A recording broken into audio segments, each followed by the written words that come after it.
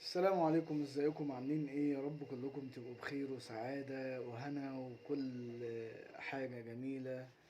وان شاء الله هكلمكم النهاردة في موضوع كده، موضوع الاسعار بتاع العملية. يعني انا جالي حد كده على الفيسبوك، كلمني بيقول لي انا عايز اعمل عملية، والعملية سعرها كام وهتتكلف كام وعايز تفاصيل.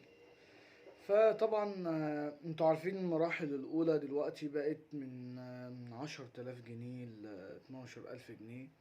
مراحل من أول المرحلة الرابعة للمرحلة الستة طبعا ب 12,000 جنيه. المرحلة السبعة الأخيرة بتتكلف 15,000 جنيه. فطبعا أنا شايف إن دي أسعار، مش أسعار وهمية ولا حاجة. أنا شايف إن هي أسعار بسيطة وأسعار في المتناول. ففي حد يكلمني بيقول لي انا كنت في صفحة من الصفحات، بقالها 5 شهور، كلمتني وقالت لي انا عندنا عرض ال 5,000 جنيه و5 ونص والكلام ده كله. وراني النتيجة. طبعا النتيجة غير مرضية خالص بالنسبة له. والنتيجة ما جابتش حتى الإرضاء. يعني أنا مش هقولك إن هي غير مرضية وبس، لا، هي ما جابتش مرحلة الإرضاء للبيشن أو الشخص اللي كلمني يعني.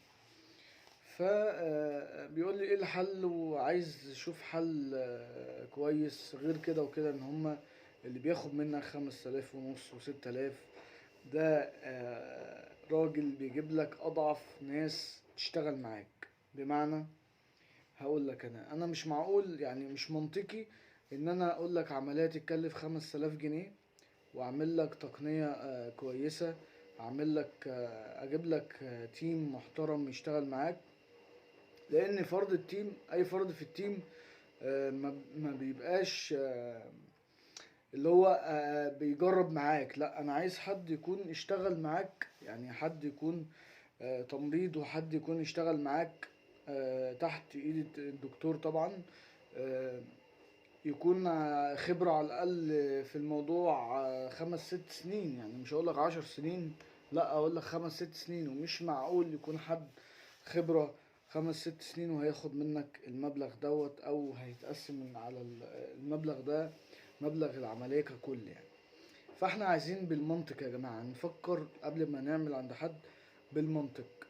قالك 5,000 جنيه أو 6,000 جنيه، ده بيضحك عليك ومش هيديلك، من وجهة نظري أنا، مش هيديلك النتيجة الكويسة. تمام. عايزين السعر يبقى منطقي. السعر يبقى منطقي، مش اوفر قوي ولا قليل قوي. لان في ناس بتعملها ب 60,000، في ناس بتعملها ب 70,000 والله، وفي ناس بتعملها ب 200,000 جنيه. يعني انا طبعا دي فئة معينة، فئة الفنانين طبعا والممثلين والكلام ده، بيسافروا بره يعملوها بالمبالغ دي يعني. وجوه مصر كمان بيعملوها بالمبالغ دي مع كادر تركي 100%، او كادر لبناني او الكلام ده كله يعني. فانا مش عايزك تتدب من اول حد يقولك تعالى اعملها عندي 5,000 جنيه، وتطلع نتيجتك زي نتيجة صديقنا ده. ان هو فعلا وراني النتيجة.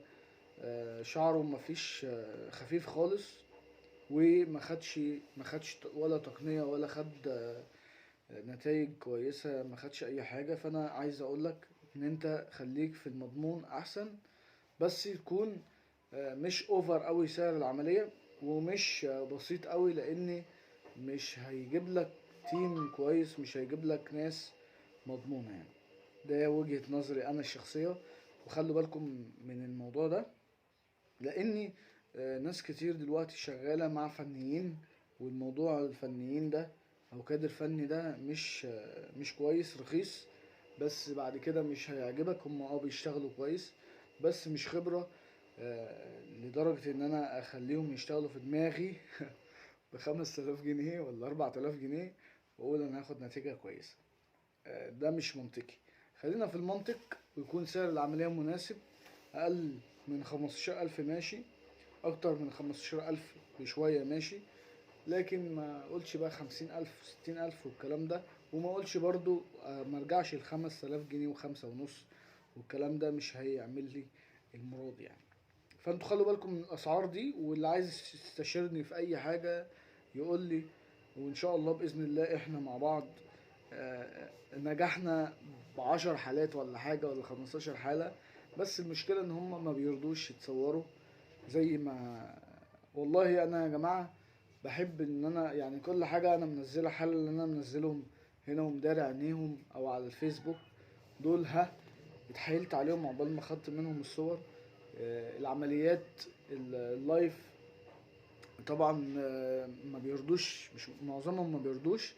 وكمان الناس اللي بتبقى متصورة فيديو بنعمل بيها دعاية واعلان بالعافية برضو.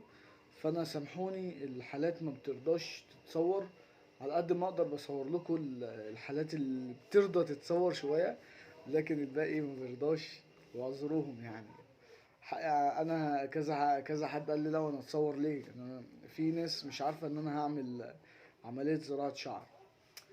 ف يعني دي حرية شخصية، انا ما بعتبرهاش حاجة رخمة بالنسبة لي، لا دي حرية شخصية. واللي عايز يتصور يتصور على عيننا وعلى دماغنا، واللي مش عايز يتصور على عيننا وعلى دماغنا، بس يكون في تقييم كويس، يكون في تيم كويس، يكون في ناس تشتغل معاك تستحق ان هي تشتغل معاك، خبرة على الاقل. انا بعتبرها 10 سنين، بس هنقول 5 6 سنين خبرة. وده هتعرفه طريقة الشغل، يعني في طريقة الشغل، طريقة يعني النتائج. زي ما حضراتكم شايفين النتائج اللي انا بنزلها عاملة ازاي، الحمد لله رب العالمين، ده فضل من عند ربنا لغاية دلوقتي يعني. فربنا يسترها معانا، وان شاء الله نعمل كل حاجة كويسة مع بعض، ونكبر بقى القناة يا جماعة. عشان بالمناسبة كنت عايز اقول لكم ان زي ما قلت لكم قبل كده في موضوع القضية شغالة، وانا ان شاء الله باذن الله هعمل تعويض مادي، تمام، لاني حقي. زي ما قلت قبل كده انا سكت مرة واتنين وتلاتة وعشرة، لكن الموضوع بوخ زيادة عن اللزوم وانا مش قادر استحمله. في غيري هيستحمل، انا مش هستحمل اهانة، مش هستحمل شتيمة، مش هستحمل واحد ملوش اي 30 لازمة. لما يجوا الناس يسألوه على، يقولوا له دكتور احمد عارفه، يقول لهم لا ده مش كويس. واحد ملوش اي 30 لازمة بدون ذكر اسماء، قسما بالله الناس بتيجي بتسأله عني، بيقول لهم ده مش كويس، وبيعمل مصالح على الناس ومش عارف مصالح ايه. كاتك 60 نيلة، مصالح ايه؟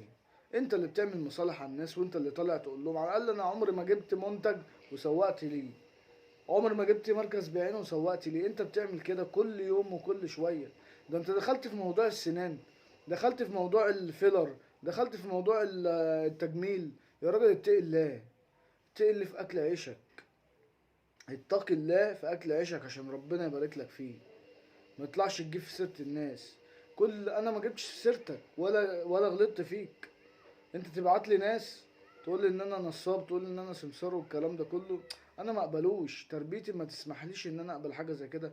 انت حر، انت بتضحك على الناس انت حر، انت بتنصب على الناس انت حر، انا ماليش دعوه بيك، واخد بالك؟ فانت احترم نفسك واحترم ذاتك. الناس بتقول لك عليك مهندس باين ولا مش عارف ميكانيكي ولا ايه، فانت خلي بالك من اسلوبك مع الناس. لما يجي حد يسألك على حد ما تعرفوش، قول له والله انا ما اعرفوش، زي ما انا بعمل انا ما اعرفوش وربنا ييسر له حاله، يعني ما اعرفوش وخلاص. لكن تطلع تقول للناس اللي بتسألك عليا، تقول لهم ده مش كويس. انت عرفتني منين ان انا مش كويس او كويس؟ أو عرفني منين اصلا؟ على العموم انا مش هعمل زيك. وفي ناس بتيجي تسألني عليك، بقول لهم الله يصلح حاله، واحترم ذاتك شوية، احترم نفسك واحترم ذاتك معايا ومع الناس اللي انت بتبعتهم دول. مش هيعملوا لك حاجة، وانت اصلا نتيجتك زبالة، انت نتيجتك وحشة جدا. انت ما تقدرش تتصور في ضوء، ما تقدرش تصور في شمس، ما تقدرش تعمل تحديات وتحلق قدام الكاميرا، لان نتيجتك زبالة. انت عاملها ب26,000 جنيه، ايام ما كانوا 26,000 جنيه، ونتيجتك مش حلوة. انت حاطط توبيك في كل فيديو انت بتطلع فيه، حاطط فيه توبيك. وما تقدرش تكدبني لان انا فاهم شغلي وفاهم انا بكلمك في ايه. فالله يصلح لك حالك. وشكرا على اللي انت عملته معايا. وانا ان شاء الله باذن الله الشخص اللي انت دبسته معايا ده هيترفع عليه قضيه، والقضيه شغاله، وهاخد منك انت. هو كده كده هيقول ان انت اللي قايل له تعمل كده، انت اللي قايل له تعمل كده. احنا طالعين، اقسم بالله يا جماعه انا طالع ان انا افيدكم لله. انا مش عايز منك حاجه، ولا عمري قلت البيشن ابعت لي كذا، ولا عمري. بالعكس والله، ده لو واحد مش محتاج 1000 ولا 2000 جنيه، مش عايز اقول انا بعمل خير لربنا سبحانه وتعالى، مش ليك انت ولا اللي زيك. الشخص اللي انت بعتهولي ان شاء الله باذن الله هيجي يقول لي، وهيجي قدام المحامي يقول له ان الشخص ده هو اللي بعتني اقول لاحمد كده. هو بقى ابعت لاحمد على الواتس كده. فانا مش مسامحك، لا انت ولا اللي انت بعته ولا اللي بتبعتهم لغايه دلوقتي. تمام. وانا طالع اقول للناس حاجه مفيده تفيدهم، ولا بجيب حاجه من المطبخ اعملها واحطها على شعري، ولا بعمل ولا بحط توبيك على شعري، ولا بعمل الكلام ده. انا طالع افيد الناس في شعر طبيعي 100%، مليون المية، واجيب لهم ناس تشتغل معاهم تعمل لهم نتائج مليون في المية. خلاص على كده ببقى مشرف انا على العملية. ببقى واقف ببقى واقف لما اكون هنا في القاهرة ان شاء الله، هبقى واقف في العملية واقول لي ده اعمل وسوي، واقول لي ده اعمل وسوي. ما بعتش حد لحد واقول على حد انت نصاب وحد، لا. لدرجة ان انا ما بقولش اسمك في الانتقاد. بطلع اقول لكم اتقوا الله يا جماعه، مشاهدات. خدوا فلوسكم اللي انتوا تستحقوها، مش اللي بتضحكوا بقى على الناس. فالحمد لله رب العالمين، الواحد ربنا عالم بيه. واي حد محتاج اي حاجه يكلمني يا جماعه، والله العظيم ولا هطلب منك فلوس، ولا اخد من وراك فلوس، ولا اي حاجه. هعاملك بما يرضي الله ورسوله. ونتقابل في حلقه تانية، وان شاء الله باذن الله المره الجايه تبقى، اتمنى ان هي تبقى عمليه يعني. ربنا يسهل وحد يوافق. ان شاء الله باذن الله. السلام عليكم.